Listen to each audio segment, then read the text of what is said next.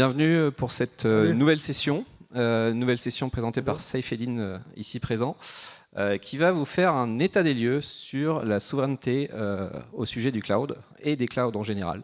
Donc merci de l'applaudir et à toi.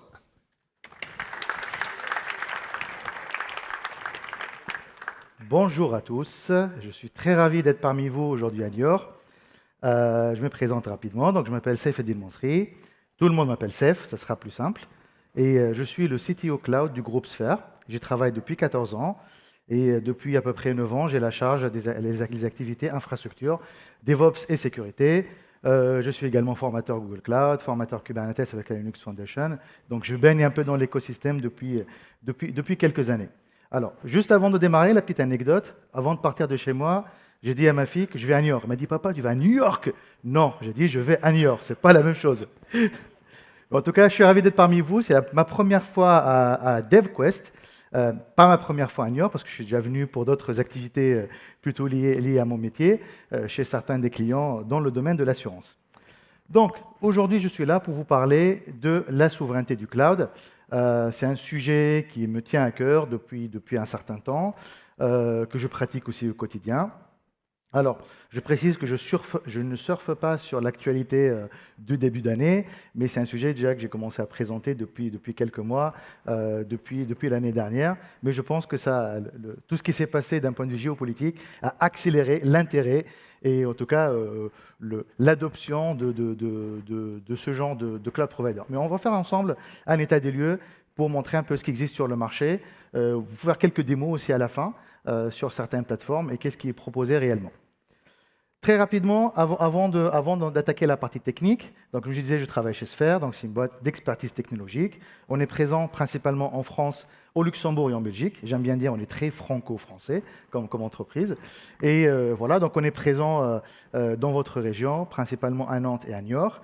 On compte à peu près 1000 personnes, dont 900 consultants. On travaille sur le cloud, la data, le développement mobile, back-end, front-end, accompagnement métier, ainsi de suite. Donc, comme je disais, moi, je gère la partie cloud. Donc, on a plusieurs métiers. On a le consulting, l'engineering, mais aussi la formation. On donne pas mal de formations. On est organisme de formation certifié Calliope en France. Et donc, j'ai déjà eu l'occasion de venir ici pour former certains clients.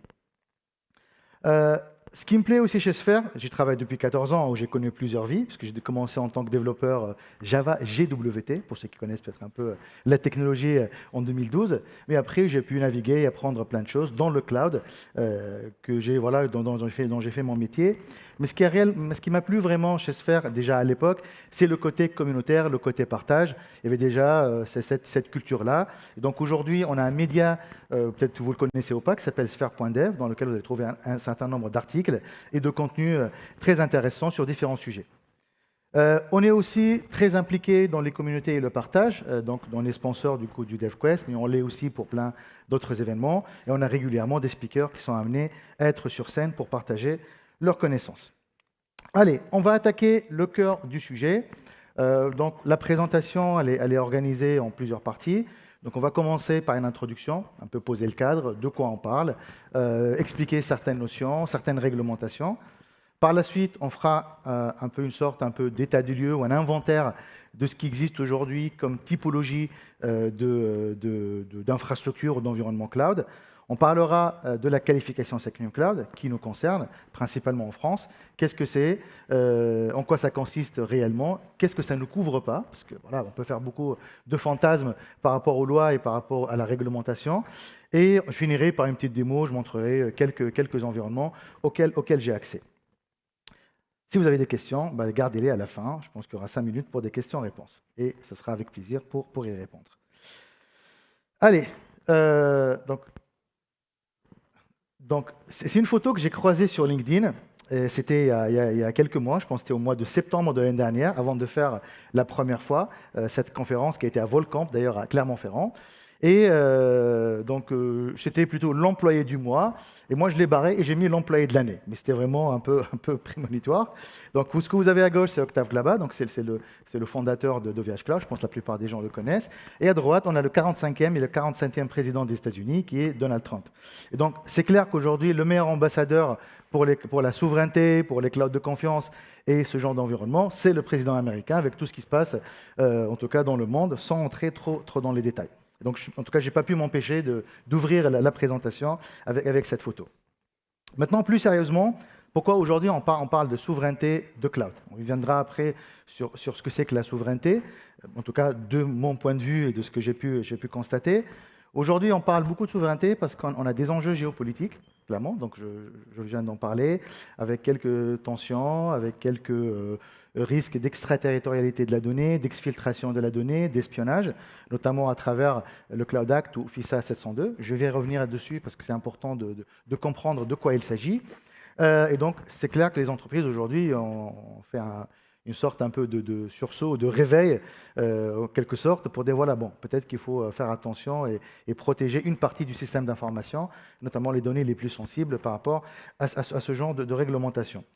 En tout cas, ce genre d'enjeux. On a aussi des enjeux réglementaires qui vont dépendre aussi du secteur d'activité. Donc, on a RGPD qui va s'appliquer quasiment sur tous les domaines.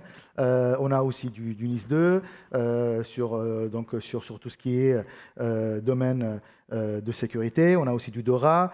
On a aussi des actes divers et variés qui arrivent en France, en tout cas en Europe, pardon, Data Act, EI Act, le UCS, il y a plein de réglementations. Et surtout, on a des exigences sectorielles. Moi, suivant les clients avec qui je discute, et d'ailleurs hier, pas plus loin qu'hier, j'étais avec un CTO d'une institution financière, pour ne pas la citer, et lui, en fait, se pose des questions. Ils sont encore en mode on-prem, ils ont commencé à faire des landing zones chez des cloud providers américains, mais ils se disent, voilà, comment vous faites, vous, avec les autres? Aujourd'hui, qu'est-ce qu'ils font? D'accord, par rapport à leurs données, est-ce que les données que moi je stocke aujourd'hui sont sensibles au sens de la loi?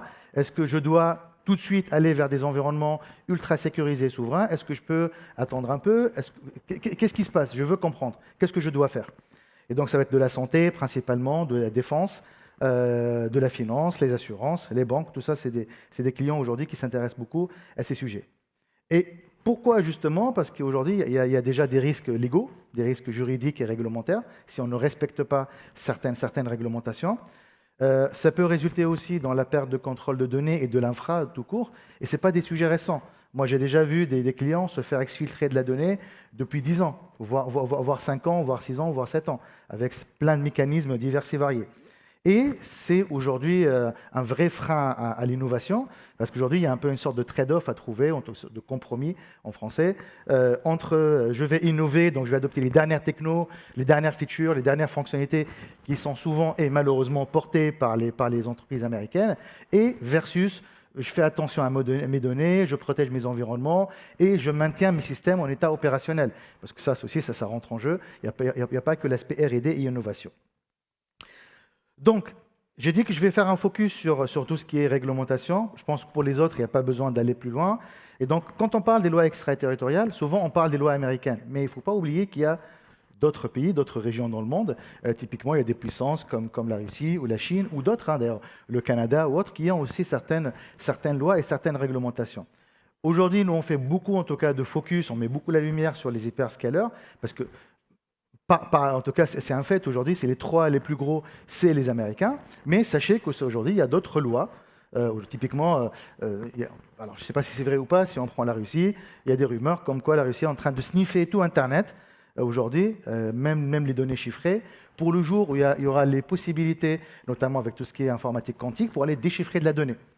D'accord? Et ça ne me choque pas, personnellement, et on le verra plus tard. Aujourd'hui, pour moi, je pense la partie de Internet mondial, en tout cas du système d'information global, aujourd'hui, c'est les câbles sous-marins. Ce n'est pas du tout les serveurs, parce qu'aujourd'hui, la donnée, elle va transiter, et donc aujourd'hui, n'importe quel État ou entreprise malveillante, elle peut se brancher à certains nœuds sur ces câbles sous-marins et aller sniffer de la donnée. C'est possible. Comment?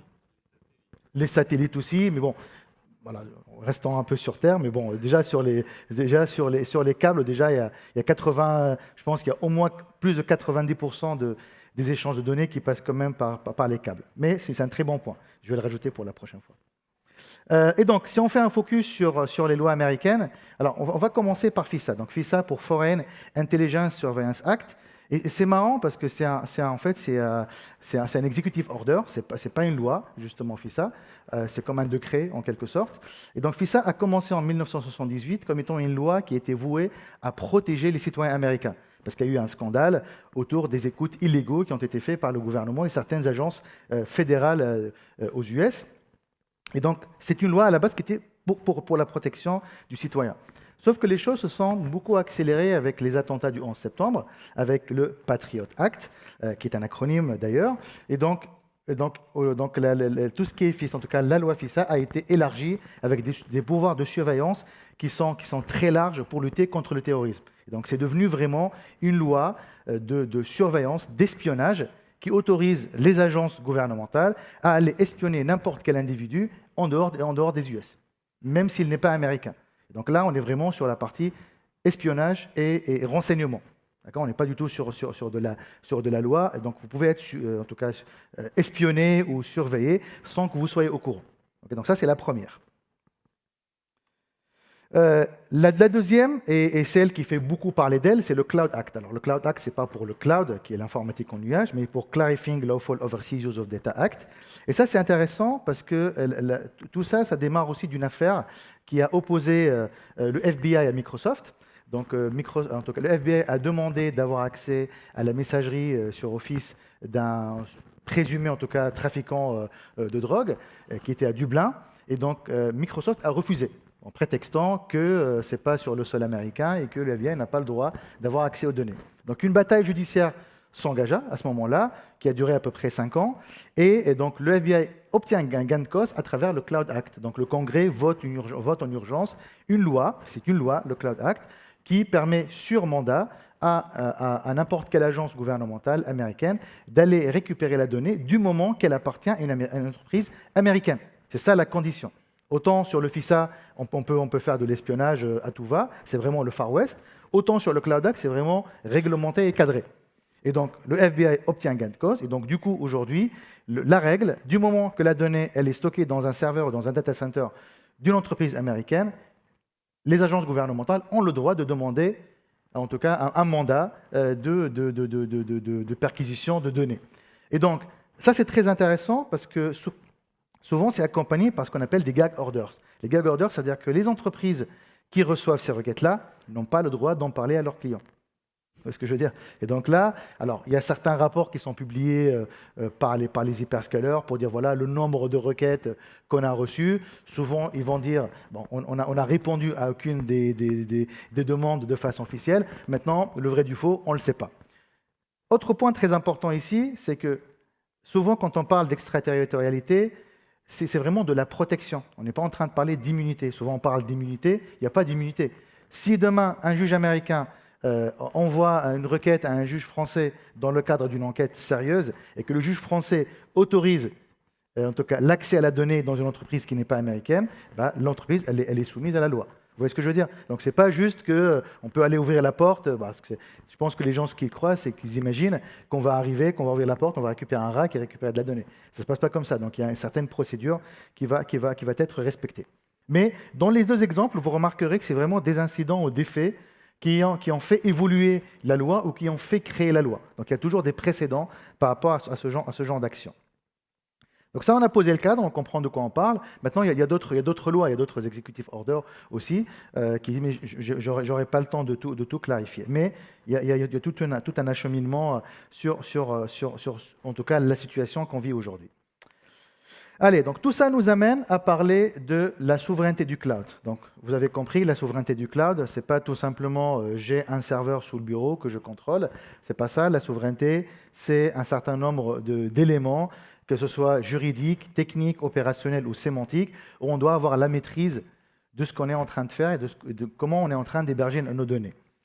Donc la souveraineté, pour moi, elle n'a pas une définition dans l'absolu qui va s'appliquer à tout le monde. C'est vraiment un gradient. Mais je pense que tout le monde est d'accord pour dire que la souveraineté, c'est être libre déjà, de faire ce qu'on veut, d'adopter n'importe quelle technologie, et surtout être maître de ses décisions et de ses données. et savoir comment ces données sont traitées, comment ces données sont stockées, et qu'il n'y a pas des interférences étrangères ou extérieures qui peuvent affecter les systèmes d'information. Donc ça, je pense que c'est un peu une définition. Pardon, c'est une définition plus ou moins commune. La souveraineté, c'est aussi un enjeu économique fort, parce que même si aujourd'hui on a plein d'entreprises qui créent ou qui développent des offres dites cloud souveraines ou cloud de confiance, mais aujourd'hui il y a aussi un enjeu business derrière. Donc, on ne le fait pas pour la charité ou parce qu'en fait on veut aider les entreprises, parce qu'aussi il y a un enjeu financier. Et donc j'ai cherché quelques KPI que j'ai trouvés chez Gartner ou chez les trends en tout cas sur le cloud en France et en Europe. Donc on a des indicateurs à horizon 2030. Et donc on parle quand même de montants qui sont assez astronomiques. Donc si on parle de cloud en Europe, donc on va faire x5 d'ici 2030 pour passer à 260 milliards de dollars de spend, de facturation et de consommation de cloud au sens global. Et en France, si on prend que la France, on passera à 45 milliards de dollars à l'horizon 2030. On fait quasiment x6. Et là, je parle de tous les clouds confondus. Cloud public, cloud privé, cloud souverain ou autre. Okay, donc c'est vraiment des gros enjeux. Et si on prend le marché du cloud souverain ou de confiance en France, tel qu'il est régi par l'ANSSI, rappelez-vous, l'ANSSI, c'est l'Agence nationale de sécurité des systèmes d'information, qui est aujourd'hui un peu l'autorité ou la référence d'un point de vue cyber en France. Et donc aujourd'hui, les projections, on parle de 9 milliards d'euros en Europe, en France, de 9 milliards d'euros de consommation de cloud à horizon 2030. Donc c'est assez important. C'est pour ça qu'aujourd'hui, on a plein d'initiatives et les cloud providers se bousculent pour récupérer la plus grosse part du gâteau. Maintenant qu'on a fait cette petite introduction sur les enjeux qu'on peut avoir côté cloud et souveraineté, on va revenir un petit peu juste en arrière pour voir un peu quelles sont les typologies aujourd'hui qui existent chez les entreprises. Alors, il y en a certains que vous connaissez sûrement, d'autres pas. J'espère en tout cas vous apprendre de nouvelles choses. Et donc, pourquoi je suis là? Ouais. Je ne sais plus pourquoi j'ai dit ça, mais en tout cas, aujourd'hui, moi, je commence par ce que j'appelle moi les pionniers. Les pionniers, pour moi, c'est les hébergeurs qu'on connaît depuis plusieurs années. C'est vraiment les entreprises qui étaient un peu précurseurs sur tout ce qui est hébergement de données ou de sites web en France. Principalement, c'est du IaaS, c'est de la VM dans OVH, Outscale, Scaleway, Ecola, donc ce genre d'entreprises qui ont démarré en quelque sorte ce genre d'initiative pour donner une alternative à tout ce qui est hyperscaler étranger. Donc les forces, c'est qu'on est sur un alignement total d'un point de vue juridique, on a un contrôle total sur la donnée, mais par contre, la faiblesse, en tout cas jusque-là, en tout cas avant tout ce qui se passe ces 2 dernières années, c'est un coût qui était plus élevé d'un point de vue gestion, mais aussi les limitations en termes d'innovation. Donc quand on parle de produits managés, de produits innovants, notamment avec de l'IA aujourd'hui, c'est clair qu'on est vraiment sur que de l'hébergement. Mais là, je vous parle de ça il y a 15 ans, je ne parle pas de l'actualité, je parle vraiment du démarrage. On a aussi les notions de cloud privé. Alors, c'est quoi un cloud privé? Un cloud privé, c'est un cloud qui est dédié à une seule organisation. D'accord? Donc, il y a plusieurs technologies aujourd'hui qui existent qui permettent d'établir ce genre de cloud, type OpenStack, OpenShift, et j'en passe. Donc, il y a certains qui sont gratuits et d'autres qui sont payants. Mais sachez que le cloud privé, c'est vraiment un cloud. Donc, on va retrouver quelques éléments du cloud, globalement, avec les piliers, service à la demande, scalabilité, flexibilité, je paye à l'usage, donc les piliers du NIST, mais par contre, c'est dédié à une seule organisation. Et ça, c'est souvent, on l'a beaucoup vu chez les banques ou chez les assurances ou les grandes entreprises en France. On a bien évidemment le cloud public, ça je vous apprends rien. Alors pour moi je trouve qu'il y a plusieurs ligues, il y a les 3 hyperscalers après le reste du monde, on va dire. Et donc aujourd'hui dans l'ordre il y a AWS, Azure puis Google en termes de part de marché. Mais sachez qu'il y a d'autres cloud providers, clairement publics comme Oracle, OCI, on a aussi du IBM Cloud, aussi Alibaba Cloud. Moi personnellement dans les 3 premiers j'ai déjà eu l'occasion de travailler avec, mais typiquement à l'Cloud on avait le cas avec des clients qui ont des opérations en Chine. Donc, on a un client chez Sphere, dans le luxe, que je ne vais pas citer le nom, je pense que tout le monde va le reconnaître, qui ont des opérations là-bas. Et donc, ils ont l'obligation, pour pouvoir opérer sur le sol chinois, de s'appuyer sur un cloud provider chinois. Et surtout pour pouvoir traverser le Great Firewall. Et donc pour un retour d'expérience, donc AliCloud, c'est quasiment de la AWS, c'est vraiment très similaire. Et d'ailleurs, pour l'anecdote, au démarrage, Il y avait même des logs qui étaient d'AWS. Comme si en fait on avait sniffé tout AWS pour faire une copie exacte. Je pense que les choses se sont arrangées depuis, mais sachez qu'il y a des clients aujourd'hui qui ont l'obligation d'avoir une patte chez un cloud provider classique, on va dire, avec un cloud chinois, voire on-prem avec. Okay. On a le cloud en mode PaaS. Alors, on a plusieurs niveaux de PaaS. Donc, PaaS pour dire Platform as a Service, ou ce qu'on appelait aussi, c'est du code first. En gros, je vais donner mon code ou mon conteneur à une plateforme, et c'est la plateforme qui va gérer le reste. Elle va faire le déploiement, l'exposition, la scalabilité, la sécurité, et ainsi de suite. Vraiment, on est en mode PaaS. Donc là, on a plusieurs variantes. On a des variantes plutôt au monde. Moi, j'aime bien commencer par Heroku. Qui a connu Heroku? C'est pas mal. En tout cas, c'était l'un des pionniers dans le monde PaaS. Maintenant, on n'en parle plus beaucoup quand même. En tout cas, j'ai cru comprendre qu'ils sont en difficulté globalement. Mais bon, ça a le mérite d'exister. Il y a aussi des initiatives européennes, type Clever Cloud, d'ailleurs ils sont là, Clever Cloud, Scalingo, Plateforme SH, ainsi de suite. Et pour l'anecdote, Clever Cloud, je ne les avais pas dans la présentation au départ. Sauf que pour l'une des conférences, dans l'avion, j'étais côté couloir avec Horacio, qui est juste là d'ailleurs, qui est un développeur advocate chez Clever Cloud. Et lui, il avait une présentation aussi, donc il était en train de faire ses dessins sur sa tablette. Je me dis, mais tu sais que c'est sur quoi ta conf, machin. Donc il m'a présenté sa solution. J'ai dit, écoute, tu sais quoi, je vais la rajouter à la présentation pour la prochaine fois, et je l'ai gardée depuis. Et enfin, on a les hyperscalers qui ont tous un peu une variante de type PaaS. Pardon. Donc chez Google, on a de l'App Engine.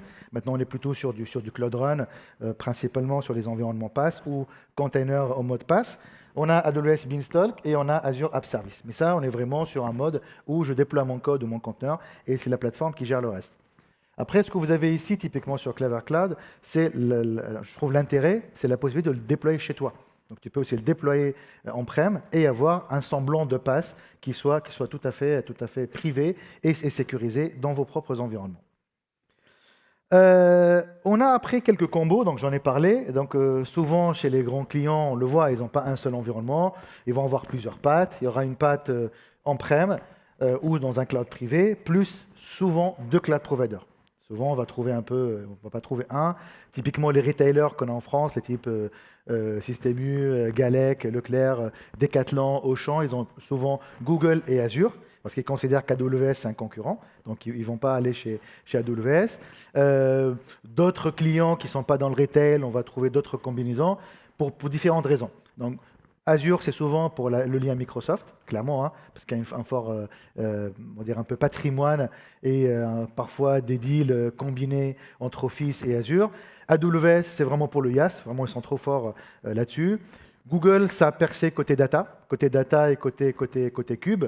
Aujourd'hui, après, il y a d'autres paramètres type IA, où aujourd'hui, je trouve que Google et Azure sont au-dessus, parce qu'ils ont aussi leur propre partenariat ou modèle phare d'un point de vue LLM, que AWS s'est posé plutôt en mode broker, où il est plutôt en mode gateway pour d'autres LLM. Mais ça, c'est une parenthèse, même si je n'aime pas beaucoup parler d'IA dans cette présentation, parce que tout le monde parle d'IA, mais voilà, c'est la petite parenthèse IA. On va trouver aussi du bare metal. On a des clients qui ont besoin d'avoir des serveurs physiques, même chez les cloud providers, pour des raisons réglementaires, parfois, parce qu'ils ne peuvent pas se partager le même host avec d'autres clients, parce que c'est le cas quand vous déployez une VM, ou aussi pour des raisons de licensing. Moi, je connais l'exemple Google à l'époque, au démarrage, ils n'avaient pas le droit d'installer Oracle sur des VM, parce qu'il n'y avait pas un accord, il y avait un conflit en tout cas juridique. Et donc aujourd'hui, il y a une offre OCI qui est proposée en mode broker, mais on pouvait le faire sur du bare metal. Si j'ai un serveur où je gère même moi-même, le serveur physique, je peux ramener mes propres licences en mode BYOL, Bring Your Own License, et déployer de l'Oracle. Donc ça, c'est des raisons aujourd'hui qui sont valables, voire aussi des raisons de performance. Moi, je connais des clients qui veulent cimenter des cubes sur du bare metal, parce qu'ils veulent vraiment pouvoir avoir les meilleures performances sans surcouche du cloud provider. Et donc là, ça se vaut et ils sont tous un peu équivalents avec des extensions de type métal. Il y a aussi une variante qui est très peu connue, ce qu'on appelle les clouds confidentiels, en tout cas le cloud confidentiel ou le confidential computing. Historiquement, quand on parle de chiffrement, on parle de chiffrement au repos, dans les data centers, et on parle de chiffrement en transit, quand les données circulent ou bougent. D'accord? Quand je dis bouge, parce que parfois, ça peut bouger même dans le même data center. Sauf que la faille, c'était à l'utilisation. La donnée en mémoire, et quand elle est traitée par le CPU, elle n'était pas chiffrée. Et donc là, avec ce genre de technologie, on peut rajouter un autre niveau de chiffrement pour chiffrer la donnée à l'usage. Et donc là, il y a principalement deux technologies, en tout cas deux variantes. La première, c'est à travers les Intel SGX avec les enclaves. Alors ça, c'est la variante la plus contraignante. Parce qu'en fait, on va créer comme une sandbox à l'intérieur de la VM dans laquelle on va venir chiffrer la donnée. En tout cas, chiffrer la donnée à l'usage. Par contre, ça nécessite que l'application elle soit compatible avec ce genre de technologie. Donc on ne peut pas le faire genre juste je mets l'application et j'utilise ce CPU-là, ça va marcher. L'autre variante qui est plus accessible, c'est ce qu'on appelle les confidential VM. Et à ce moment, là, avec du AMD par exemple, c'est toute la VM qui est considérée comme étant confidential. Donc on va chiffrer la donnée par défaut en mode CPU et RAM. Et donc là, c'est beaucoup plus accessible parce que l'application n'a pas besoin d'adapter son code ou son fonctionnement pour prendre en charge ce genre de chiffrement. Mais aujourd'hui, ça reste quand même très peu connu, ça reste niche, ça reste plus cher et parfois plus complexe en tout cas à mettre en œuvre si on veut faire de l'enclave. Après, on a une autre variante aussi qu'on voit pas mal, c'est tout ce qui est chiffrement externe. Maintenant, on a la capacité de rester chez les cloud providers américains, c'est les hyperscalers, voire ailleurs, parce qu'on parle beaucoup d'Américains, mais ça peut être AliCloud ou peu importe, mais en s'appuyant sur un système de chiffrement externe. C'est un peu la promesse avec laquelle, typiquement un exemple chez Sens, qui est venu avec ça. Qui connaît Sens déjà? Qui a déjà entendu parler? Sens, en deux mots, c'est une joint venture entre Google et Thales, c'est une société française de droit français, avec du personnel européen, qui va opérer un cloud dit de confiance. D'accord ? Je vais revenir dessus après. Et donc, la première variante de Sens, et je vais la montrer tout à l'heure sur la démo, c'est qu'on est resté dans le cloud public, mais en s'appuyant sur l'offre CipherTrust de Thales de chiffrement externe. C'est-à-dire que les clés sont stockées chez Thales. Donc, à chaque fois Google a besoin de chiffrer ou déchiffrer de la donnée, il va s'appuyer sur ce système externe. Donc, on va dire que c'est un peu une phase transitoire, en quelque sorte, avant d'arriver, je vais vous montrer tout à l'heure, sur la phase Secnum Cloud. Et donc, ça protège principalement sur les aspects où si on a accès à la donnée, donc typiquement dans l'affaire de Microsoft, on peut donner la donnée, mais elle sera chiffrée. Et Google ou Azure ou Microsoft n'aura pas les clés. Maintenant, la faille dans tout ça, c'est l'usage. Si la donnée elle est à l'usage, la donnée elle est éventuellement consultable. Mais c'est une première phase qui peut suffire dans certains cas.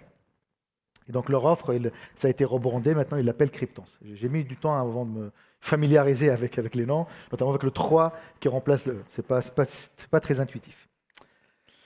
Après, on arrive sur ce qu'on appelle les clouds de confiance. Donc les clouds de confiance, comme j'aime bien les définir, c'est un peu une association, en tout cas, ou un partenariat qui est fait entre un hyperscaler et un acteur local de confiance. Donc les deux exemples qu'on a en France, c'est Sens et Bleu. Donc Sens, Google, Thales, et Bleu, c'est Microsoft, Orange et Capgemini, qui ont fait cette alliance pour créer un cloud dit de confiance. Il faut savoir que ces initiatives-là ne sont pas uniquement qu'en France. Il y a d'autres pays aujourd'hui qui ont ces initiatives. Typiquement, je ne sais pas si vous avez suivi l'actualité, Thales a annoncé un partenariat en Allemagne avec Google pour reprendre les activités de T-Systems. Peut-être peu de gens le savent, mais à la base, l'initiative a été faite avec un partenaire allemand local qui s'appelle T-Systems, donc c'est un opérateur télécom, mais apparemment les choses ne se sont pas bien passées. Du coup, Thales a repris les activités. On retrouve pas mal aussi ce partenariat-là au Moyen-Orient. Beaucoup entre les cloud providers et les acteurs locaux, parce qu'ils ont vraiment beaucoup de spécificités locales, où ils veulent vraiment faire tout à leur sauce. Donc j'ai un exemple pertinent en Arabie Saoudite avec une société qui s'appelle Context. Et donc, c'est quoi ces initiatives-là? C'est principalement pour cibler la qualification Secnum Cloud, on va en parler juste après, qui est un peu une qualification qui permet de donner le plus haut label, on va dire, en termes de confiance en France, et qui autorise du coup certains types d'entreprises de pouvoir héberger leurs données dans ce genre de cloud provider. Donc Sens est déjà qualifié. Donc en tout cas, quand j'ai commencé la presse, je l'ai fait la première fois en octobre dernier, ça ne l'était pas encore, donc c'est arrivé en décembre. Et Bleu, c'est toujours en cours. Alors, chez Bleu, peut-être pourquoi ça a pris plus de temps, je pense, parce qu'en fait, ils veulent qualifier les deux. Ils veulent qualifier Azure et Office en même temps. Donc c'est pour ça que ça prend un peu plus de temps. Moi, les dates que j'avais, c'était plutôt au premier semestre 2026. Pour l'instant, on n'a pas encore plus d'infos. Et donc, qu'est-ce que ça permet de faire? Donc, ça permet à la fois de bénéficier de la puissance des hyperscalers, notamment en termes d'innovation. Alors, il ne faut pas se leurrer, on ne sera pas sur le scale mondial des hyperscalers, parce que souvent, c'est une seule région qui est en France, c'est le cas. Et donc, sur certains produits, on est vraiment contraint de rester dans le niveau d'une région. Par contre, on va retrouver l'innovation.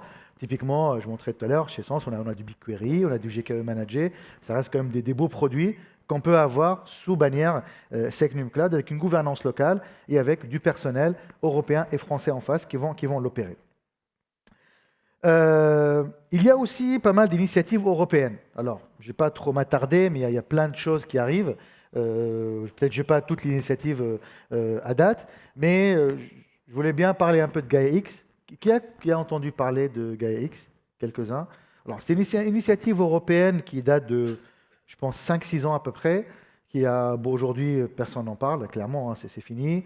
C'est devenu plutôt un club de sociétés, plutôt une société pas une société, mais en tout cas un consortium de recommandations ou d'advisory, mais c'est plus du tout l'objectif principal. Même si, quand ça a été annoncé, on était plutôt enthousiaste en disant voilà, on va avoir une vraie initiative, un vrai cloud provider à la sauce européenne qui peut rivaliser avec les autres, mais aujourd'hui, c'est plutôt un échec. On va retrouver de l'OVH, qui aujourd'hui se positionne comme étant vraiment un cloud européen, voire international, parce qu'ils ont aussi d'autres activités ailleurs. On a des consortiums de type SAP, Mistral, Capgemini. On a Lidl aussi, je ne sais pas si vous avez suivi, qui met, je sais pas moi, 5 milliards d'euros sur la table pour créer son propre cloud provider. Voilà, donc il y a pas mal d'initiatives, il y a beaucoup, en tout cas, d'effervescence autour de ce sujet.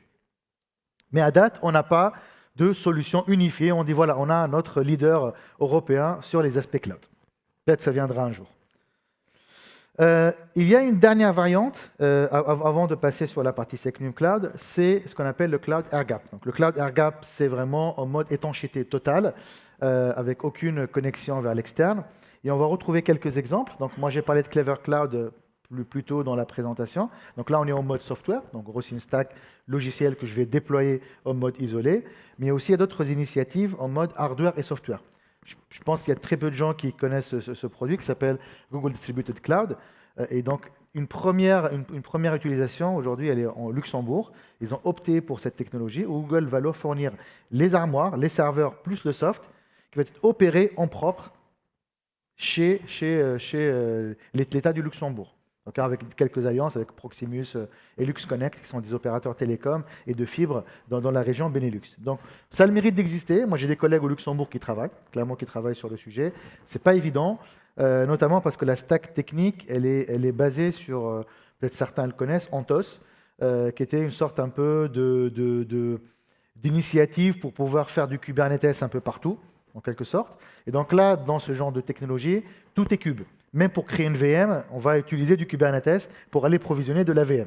Donc vraiment, tout est autour de Kubernetes. En gros, on va créer un cluster administrateur, qui lui-même va créer des clusters de users sur lesquels on aura les vrais produits. Donc c'est assez contraignant et assez complexe à gérer. Il y a même d'autres variantes. Alors, par la force des choses, je connais plus le monde de Google. Il y a même en fait des air gaps plutôt portables qu'on peut déployer dans des usines, qu'on peut déployer dans des restaurants. Donc la rêve de Google, c'est McDo, donc ils sont en train de déployer ça dans les restaurants. Ils ont grossi une box, vous pouvez la voir, hein, c'est comme une grosse valise dans laquelle il y a tout ce qu'il faut pour opérer localement et qui peut se synchroniser peut-être une fois par jour ou 2 fois par jour avec des serveurs distants. Mais bon, anyway, on va avancer. Donc on arrive sur la qualification Secnum Cloud. Donc, je vais checker le timing. On est plutôt pas mal. Sur la qualification Secnum Cloud, donc c'est une qualification, c'est très important de parler de qualification, ce n'est pas une certification, d'accord, qui est aujourd'hui élaborée par l'ANSSI. Ce qu'il faut savoir, que Secnum Cloud est passé par plusieurs versions, ce n'est pas nouveau, donc ça a démarré je pense en 2016, je dis pas de bêtises, et qui a connu plusieurs versions jusqu'à la version la plus récente qui est la 3.2. Et je pense qu'on a la chance en France parce que c'est vraiment la qualification ou la certification la plus avancée en Europe, la plus exigeante. Même s'il y en a d'autres, en Allemagne, il y a la BCI 5, mais qui n'a pas le même niveau en termes d'exigence qu'on peut l'avoir en France. Et donc cette exigence-là, c'est vraiment une spécification. Vous pouvez la consulter sur le site de l'ANSSI, vous cherchez, c'est un gros PDF avec un ensemble de chapitres. Et dans chacun des chapitres, on va retrouver des exigences. Moi, je compare ça au contrôle technique des voitures. Vous avez donc un certain nombre de points de contrôle, et c'est ça ce que les cloud providers doivent cocher pour avoir la qualification. C'est aussi simple que ça. Alors, aussi simple, entre guillemets. En tout cas, il y a un certain nombre d'exigences avec un certain nombre de chapitres. Donc principalement, moi, j'ai mis les chapitres les plus importants. C'est vraiment gérer tout ce qui est plan d'assurance risque, tout ce qui est chiffrement, bien évidemment les contrôles d'accès, la sécurité des locaux, la sécurité du réseau, la protection des données contre l'extraterritorialité, les statuts et les configurations juridiques des entreprises, les conformités, tout ce qui est plan de continuité d'activité, plan de reprise d'activité. Il n'y a rien d'extraordinaire par rapport aux entreprises, hein, clairement, par rapport à ce qu'on fait déjà, mais c'est quand même assez costaud. Et donc, cette qualification, elle se déroule en plusieurs étapes. Donc d'abord, il y a une demande de qualification, ce qu'on appelle le jalon 0. Donc souvent, on va parler de J0, G1, G2, mais c'est les jalons, c'est un peu dans le jargon. Et donc la première, c'est vraiment, je fais la demande. Et si la demande, elle est recevable, je peux passer à l'étape suivante. Si la demande n'est pas recevable, ben, je suis rejeté et je suis invité à aller revoir ma copie. Donc si je passe sur la deuxième étape, c'est qu'on m'invite à élaborer ma stratégie d'évaluation. C'est à toi de l'élaborer, de dire voilà, moi par rapport à ces exigences-là, moi je vais faire ça, ça et ça et ça et ça comme test. Okay. Une fois qu'on a élaboré la stratégie d'évaluation et qu'elle est recevable, qu'elle est validée par l'ANSSI, on passe sur l'évaluation effective. Et là, on est plutôt en J2. Donc là, on va procéder à l'évaluation. Et donc là, il y a des interviews, il y a des inspections, il y a de l'immersion qui est faite par les agents de l'ANSSI avec les employés du cloud provider pour voir au quotidien comment ils opèrent par rapport aux infras, par rapport à la gestion des incidents, comment ils gèrent les mises à jour, typiquement, si on parle des associations hyperscalers contre acteurs locaux, parce qu'il y a des mises à jour qui vont arriver, qu'il faut intégrer. Donc il y a plein de process qui sont en place. Une fois que l'évaluation initiale elle a été faite et qu'elle a été concluante, on va passer sur la phase d'acceptation. Donc là, on est vraiment sur l'évaluation en tout cas, c'est l'évaluation des tests qui ont été faits. Et donc là, on va recevoir l'acceptation. Et après, dans l'étape 5, on va recevoir la qualification officielle. C'est vraiment le tampon, c'est le document qui atteste que l'entreprise elle est qualifiée SecNum Cloud. Je précise, quand on parle de qualification, ça c'est très important, ça va dépendre des services qu'on va qualifier. Parce que souvent, les cloud providers vont dire « moi, je suis qualifié SecNum Cloud ». Il faut dire sur quoi. Parce que quand on regarde le référentiel de l'ANSSI, il y a du IaaS, il y a du PaaS, il y a du CaaS et il y a du SaaS. Donc, suivant ce que vous allez qualifier, ce n'est pas la même évaluation et ce n'est pas les mêmes qualifications que vous allez avoir. Donc, typiquement, si on prend les premiers qui sont qualifiés SecNum Cloud, la plupart, c'est du IaaS. Si on prend OVH, par exemple, qui sont déjà qualifiés, ils sont qualifiés que sur le produit, le Private Hosted Cloud, qui est vraiment que du IaaS, okay, managé. Si on prend Outscale, c'est pareil, qui sont déjà qualifiés. Si on prend Bleu, ça sera sur l'ensemble, y compris du SaaS, parce qu'il y a du Office, qui est en mode SaaS. Il ne sera pas en mode ni IaaS, ni PaaS, ni CaaS. Alors, CaaS, c'est un peu discuté parce qu'il y a très peu voire personne qui est qualifié Container as a Service aujourd'hui. Il y a débat par rapport à ça, mais la plupart sont plutôt IaaS et PaaS pour les plus récents. Maintenant, une fois que la qualification elle est reçue, ce n'est pas fini. Il faut renouveler la qualification tous les 3 ans, ce qu'on appelle une qualification complète. Et tous les ans, il faut aussi faire une qualification partielle. Pourquoi? Parce que souvent, ces cloud providers-là, ils vont rajouter des produits au fil de l'eau. Et donc, tous les ans, il faut aller requalifier ces produits-là qui ont été rajoutés, et ce qui amène souvent un cycle où on va tout requalifier au bout de 3 ans. Donc, c'est vraiment assez costaud en termes de process. Je voulais vous donner un exemple, en tout cas, pas l'exemple, mais une cartographie de ceux qui sont déjà qualifiés. Donc, aujourd'hui, comme je disais, principalement, on a du IaaS. Donc, principalement, on a du Outscale, on a du OVH, on a du Cloud Temple. C'est vraiment principalement sur du IaaS. Mais ce qui est marrant, c'est moi, quand j'ai fait mes recherches, c'est Worldline et CGDIM, qui sont 2 entreprises qui ont qualifié leurs propres infras, qui ont des branches d'infra, en tout cas d'opérations, qui ont qualifié leurs propres infrastructures et qui souvent servent de fournisseurs internes aux différentes filiales de ces groupements-là. Okay, sur la partie IaaS. Et d'ailleurs, je les ai rencontrés pour la première fois, CGDIM Cloud, il y a 2 semaines à Cloud Toulouse. Donc, j'ai fait la même conférence et ils étaient présents dans la salle et on avait vraiment des échanges intéressants. Et on va voir comment on peut travailler ensemble. On a aussi la partie SaaS. Et ça, c'est moins connu. Donc, il y a ODrive, qui est une solution de gestion documentaire, qui est en mode SaaS. Et on a Waller, qui en fait, qui est une solution autour de la sécurité que je ne connais pas personnellement. ODrive, j'ai déjà eu le cas avec un client qui m'a demandé de déposer un livrable dans un ODrive. Par contre, Waller, je ne connais pas. Et donc, Waller, par contre, le cas Waller est intéressant. Pourquoi je vous dis ça?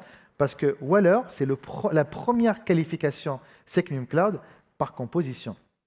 Pourquoi on dit ça? C'est que si tu t'appuies sur une infrastructure qui est déjà qualifiée Secnum Cloud, tu as déjà plein de points gratuits. Donc typiquement, Waller se base sur l'offre Private Hosted Cloud de OVH. Du coup, il y a déjà une grosse partie qui a été déjà qualifiée, en quelque sorte. Donc il faut juste rajouter le diff qui correspond au service de Waller. Mais ça, c'est intéressant parce que c'est une première, et on va retrouver quelques-uns qui vont arriver par la suite. Typiquement NumSpot, je ne sais pas si vous avez entendu parler, qui se base sur l'infra d'Outscale. Okay, donc Outscale qui est déjà qualifié Secnum Cloud sur la partie IaaS. Demain, NumSpot, elle va pouvoir bénéficier par composition, au moins sur le delta avec les services managés, de cette qualification. Alors, j'ai mis ça parce que c'était un peu en cours de qualification à l'époque, mais aujourd'hui, pour moi, les trois que je surveille pas mal, c'est Sens, Scaleway et Bleu. Donc Sens, comme je disais, ça a été déjà qualifié, mais à l'époque, en tout cas, où j'ai fait la presse, elle ne l'était pas, donc j'ai rajouté le petit chapeau. Scaleway, c'est toujours en lice. Pour l'instant, on attend encore. Et Bleu, pareil, comme je disais, c'est plutôt annoncé pour le premier semestre, mais pour l'instant, je n'ai pas de signaux. Mais voilà, tout le monde aujourd'hui, on n'en parlait pas avant, hein, il y a un an ou deux, personne n'en parlait. Aujourd'hui, tout le monde est vraiment à la course pour aller se labelliser Secnum Cloud. Alors, je vais vous faire une petite démo. Je sais qu'il reste à peu près une dizaine de minutes, donc on va prendre 5 minutes pour faire une démo. Et je vais montrer quelques exemples. Alors, je ne vais pas tout montrer, hein, je ne saurais pas montrer toutes les plateformes que j'ai présentées, mais au moins ceux que je connais et avec qui je travaille. Donc, je vais commencer par le cloud public. Je pense que tout le monde connaît le cloud public. Et surtout, ce que je veux montrer, c'est la partie chiffrement externe. Oups. Ah, pas de bol, ça ne passe pas. Fermez les yeux. Donc là, on est dans le cloud public. Je pense que la plupart des gens connaissent un peu ce genre de plateforme. Moi, ce que je voulais montrer, c'est sur cette organisation. Alors, ce n'est pas l'organisation officielle de Sphère, bien évidemment. On a plusieurs organisations. Et c'est une organisation que j'avais créée à l'époque. Attends, je vais avancer. C'est une organisation que j'avais créée à l'époque qui s'appelait spheresens.cloud pour vraiment faire mes tests, faire mes expérimentations, pour ne pas toucher l'orga principal de l'entreprise. Et donc, je l'avais créé justement pour pouvoir tester les contrôles locaux ou la partie chiffrement externe. Et donc, pour contractualiser, il faudra choisir une région. Et pour cette région-là, on va vous créer un folder, un dossier. Moi, à l'époque, quand j'ai fait les tests, c'était en 2023, en France, il n'y avait pas encore les GPU. Il y avait aux Pays-Bas, donc j'ai pris 2 folders, du coup, j'ai pris la France et les Pays-Bas pour pouvoir justement tester les GPU et pouvoir tester le déploiement des modèles avec du chiffrement externe. C'était à l'époque, on a testé du Mistral et du Gemma, qui est le modèle open de Google. Et donc, en tout cas, là, vous voyez qu'on a les 2 folders. Et donc là, cette technologie-là s'appelle Assured Workload. En gros, c'est vraiment un mécanisme chez Google qui permet d'activer ces chiffrements externes. Et donc là, on va souscrire à deux folders. Donc si je regarde la France, on va voir quelles sont les conditions plus ou moins techniques qu'il faut avoir. Et donc là, il faut être dans la région française, il faut activer la notification. Il faut activer aussi les Key Justification Keys pour qu'à chaque fois, Google qui va demander les clés, il va demander une justification. Donc ça, c'est un mécanisme qui permet de loguer qu'est-ce qui a été demandé, qu'est-ce qui a été utilisé, et j'en passe, avec aussi de l'approval, ainsi de suite. Ce qui va être le plus intéressant, c'est de voir la partie KMS. Donc, Key Management, ça doit être ça. Ouais, je dois bien sûr choisir un projet, sinon c'est moins drôle. Je vais prendre le projet Sens NL. Je ne sais pas si c'est celui où j'ai les clés. Ouais. Donc j'ai NL Keyring. Et donc là, si on regarde la clé, on voit que ça a été créé par le default EKM. Vous le voyez ici. Je ne sais pas si c'est assez lisible. Mais en tout cas, vous voyez ici, c'est le hostname, c'est le Safer Trust de Thales. D'accord ? C'est un host qui est hébergé chez Thales. Et donc, à chaque fois qu'on a besoin d'aller chiffrer ou déchiffrer les données, on va s'appuyer sur ce chiffrement externe, qui ne l'est pas par défaut. D'accord ? Donc, ça, c'est la première étape. Après, deuxième étape, c'est le cloud de confiance, du coup, qualifié Secnum Cloud. Donc là, vous avez remarqué, il y a un air de ressemblance. Donc là, la console Google, maintenant, elle s'appelle console.google.cloud.com, pardon. Là, on passe sur un autre univers qui est console.cloud.com senscloud.fr. Donc là, j'ai eu des clients ou des collègues qui m'ont dit bon, on a juste changé le logo, mais c'est la même chose. Non, c'est pas vrai. C'est vraiment une autre instance, complète du cloud qui a été installée dans le data center de Sens. Et donc là, on va retrouver donc une nouvelle organisation, bien évidemment, qui a été provisionnée par Sens, et on va retrouver 15 sous-ensembles de services. À date, nous n'avons pas tous les services, bien évidemment, de Google Cloud public qui sont disponibles. Ah oui, donc il faut que je me reconnecte. C'est vraiment à part. Donc on peut regarder, on a quelques produits qui sont disponibles. Donc on va trouver les produits les plus importants, la facturation, gestion d'accès, tout ce qui est serveur et GKE, Kubernetes, du storage pour tout ce qui est S3, BigQuery pour Data Warehouse, la partie réseau, on peut aussi faire des VPN ou des interconnexions.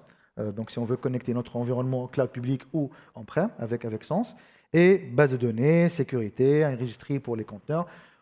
Tout n'y est pas, mais voilà. Alors pour l'IA aujourd'hui, c'est le vrai manque aujourd'hui. Donc on a BigQuery et GKE pour moi, qui sont les produits les plus importants d'un point de vue usage de tous les jours, data et infra. Mais je sais que Vertex AI a été annoncé pour fin juin, début juillet, au moins avec la partie Model Garden. On n'aura pas tout, bien évidemment. Quand je parle Model Garden, c'est vraiment une bibliothèque de modèles open. Donc on aura du Mistral, on aura du Gemma, du GPT OSS, on aura ce genre de modèle qu'on pourra utiliser. Et ça, c'est une vraie bonne nouvelle. Typiquement aujourd'hui, nous, on a une plateforme GenAI qu'on ne peut pas déployer sur Sens. On a fait des expérimentations, mais ça coûte un bras. Parce que moi, j'ai besoin d'avoir de l'usage, en tout cas du paiement à l'usage. Je ne veux pas provisionner des GPU qui vont me coûter très cher si j'utilise ou je n'utilise pas. Donc aujourd'hui, financièrement, ce n'est pas encore viable. Donc ça, c'est la partie Premiance. Là où je voulais juste mettre l'accent sur la partie Premiance, c'est sur, je vous le montrerai tout à l'heure parce que j'ai oublié d'ouvrir mon IDE, c'est qu'aujourd'hui, en fait, cette notion ce que change aujourd'hui, c'est ce qu'on appelle un univers. Google a créé la notion d'univers. Donc le fait de changer l'univers dans les API, tu changes complètement de cible. Donc comme si l'univers par défaut, c'est Google Cloud, et Sens, c'est vraiment l'univers Sens. Donc demain, ce sera T-System, ou ce sera Allemagne, ce sera un autre univers. Et donc ce qui est intéressant dans tout ça, c'est le fait qu'on peut utiliser les mêmes outils d'automatisation. Parce que nous, on est des techos, donc j'ai beaucoup parlé de théorie, mais moi, j'ai fait l'expérience avec du Terraform. Pour déployer une landing zone, par exemple, je peux m'appuyer sur du code existant sur Google Cloud que je peux juste adapter en changeant quelques paramètres ou en désactivant certaines API qui ne sont pas supportées pour pouvoir déployer mon infra. Et d'ailleurs, c'est ce que j'ai fait sur cette infra pour ceux qui connaissent un peu comment la landing zone est déployée. Donc, on va trouver les différents folders par défaut qui ont été faits avec de l'automatisation. Je reviendrai dessus une fois que l'IDE est ouvert. Je vais finir par Scaleway. Et là, pourquoi je finis par Scaleway? Parce que je voulais montrer la partie AI managée. Donc Scaleway ou NumSpot ou Outscale, toutes ces plateformes, on les a évaluées. Nous, on a un principe chez Sphere. Avant de devenir partenaire avec un cloud provider, moi, je demande d'abord d'avoir une version d'évaluation pour tester, valider que techniquement, on peut faire confiance à la plateforme et la proposer à nos clients. Moi, je n'ai pas envie derrière de faire le service après-vente d'un cloud provider parce que ça ne marche pas. Vous voyez? Donc, je dois d'abord être convaincu. Et donc là, on va trouver bien évidemment les services de base. C'est en pleine expansion. C'est le groupe Iliad derrière. C'est free, pour ceux qui connaissent, peut-être Xavier Niel. Donc, ils ouvrent des régions quasiment tous les 6 mois. Donc là, l'Italie qui vient d'arriver. Et ce qui est intéressant chez eux, qui est différenciant, c'est la partie IA. Aujourd'hui, on a des IA qui sont managées, qu'on peut utiliser. D'accord? Qu'on n'a pas forcément dans la plupart des clouds dits de confiance ou souverains. Donc là, on a principalement les modèles open, comme je disais. Donc là, on peut prendre un Gemma et on peut même le tester. D'accord? Typiquement, je peux poser la question, combien coûte un ticket de bus à Niort? Je pense que vous avez la réponse. Moi, je ne sais pas. Je ne sais pas si lui, il aura la réponse. Oui, voilà, donc là, je suis arrivé, donc je vais ouvrir en parallèle l'IDE. Donc là, pour déployer une landing zone, moi, je me base sur un framework qui s'appelle Fast Fabric. Et en gros, en fait, c'est une sorte un peu de blueprint ou de template qui permet de déployer une landing zone de façon plutôt professionnelle. Et donc là, dans le code Terraform de mon provider Terraform, pour ceux qui connaissent, en fait, il y a un paramètre supplémentaire qu'il faut rajouter, c'est le universe domain. C'est très important. Donc, une fois que j'ai changé l'univers, automatiquement, on va taper sur les API de cet univers-là. On va plus, c'est le provider Google, bien évidemment, mais on va soustraire le sous-domaine qui correspond à Google APIs, pour ceux qui connaissent, ça va devenir Sense API quelque chose. Et bien évidemment, quand je vais stocker mon state dans mon bucket, je dois taper sur l'API de Sense. Je dois surcharger. Pareil, il y a une autre subtilité que je veux montrer aussi, et je finirai là-dessus, sur la partie code, c'est l'aspect identité. Ça, c'est très, très peu connu. C'est en gros, quand on va travailler avec Sense, Sense ne propose pas de gestion d'identité, il n'y a pas d'IDP, comme ce qu'on a avec Google, avec Workspace ou avec Identity. Il faut ramener sa propre identité. Bon, moi, il se trouve, j'ai utilisé l'identité Google, parce que je n'ai pas d'autre, hein, c'est ce qu'on a chez faire, mais il faut faire ce qu'on appelle le Workforce Identity Federation. Donc tu peux ramener ton Okta, ton Intra-ID, peu importe ton IDP, et donc tu peux l'utiliser, mais il faut le configurer. Et derrière, pour affecter les droits, tu dois utiliser la chaîne complète, clairement, pour affecter les droits. D'accord ? Il y a quelques subtilités, mais c'est pas complexe hein, fondamentalement, mais c'est quelques considérations à prendre en compte et quelques services qui ne sont pas disponibles. Donc il faut exclure les services, les API qui ne sont pas disponibles, sinon vous allez avoir des erreurs parce que tout n'est pas disponible. Donc, je ne sais pas s'il m'a répondu. Oui, il m'a répondu. Pour obtenir, bon, moi il parle de tarifs, bon là il n'est pas bon en termes d'exemple, mais moi je sais que c'était gratuit quand je suis arrivé, et c'est vraiment une belle surprise en arrivant à Niort. Pas besoin de prendre un taxi ou un Uber. Et en plus, c'est la une, je pense, de la gare. C'était assez rapide et assez direct. Bon, merci beaucoup. Moi, j'ai fait le tour de ce que je voulais présenter. Juste pour conclure, il y a quelqu'un, il y a un ingénieur qui s'appelle chez Cloud Mercato, qui parle pas mal de souveraineté, en tout cas qui s'appelle Anthony Monté.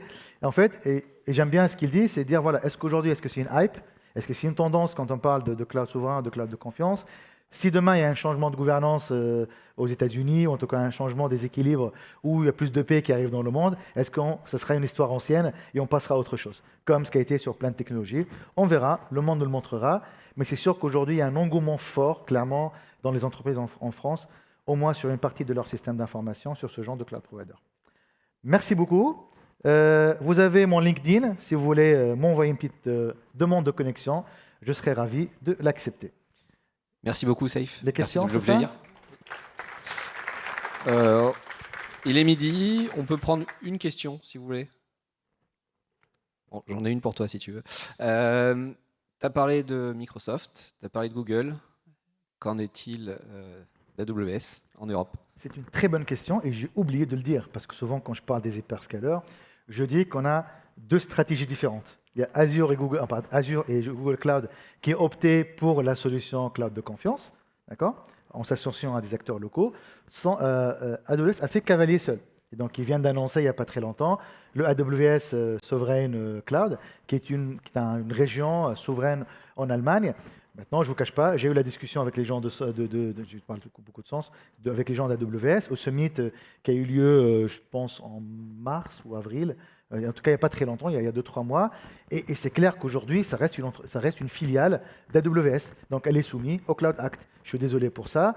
Maintenant, eux, ce qu'ils donnent comme argument, le patron de ce cloud-là, c'est l'ancien patron du programme Ariane. Donc, il engage sa responsabilité personnelle. Mais moi, ça ne me suffit pas. Je suis désolé pour ça. Donc, ce n'est pas une raison. Parce qu'on a recruté des gens de confiance ou qui ont des postes avant dans tout ce qui est régulé ou sécurisé. Moi, ça ne me suffit pas. Aujourd'hui, par construction, alors ça peut suffire pour certaines entreprises, et je pense qu'ils vont le qualifier aussi en Allemagne avec BCI 5, je pense, mais pour moi, aujourd'hui, ça ne peut pas être Secnum Cloud. C'est impossible. Je suis désolé pour ça. Et donc, pour une entreprise française qui a l'obligation de respecter cette qualification, par construction, ça ne marchera pas. Parce que déjà, on est en dehors de la France, sans parler des autres considérations capitalistiques. Voilà. Très bien, merci. Si tu me permets, j'aimerais bien faire un selfie avec vous, si ça ne vous dérange pas. Qui est contre le selfie? Comme ça, on respecte le droit à la photo. Allez, on va faire un selfie. Allez, on va faire un selfie sage pour l'instant. Et après, on fera un qui est un peu plus... un qui est un peu plus fun. Faites des signes. Allez, une petite grimace. Allez, super. Merci beaucoup. Merci à tous.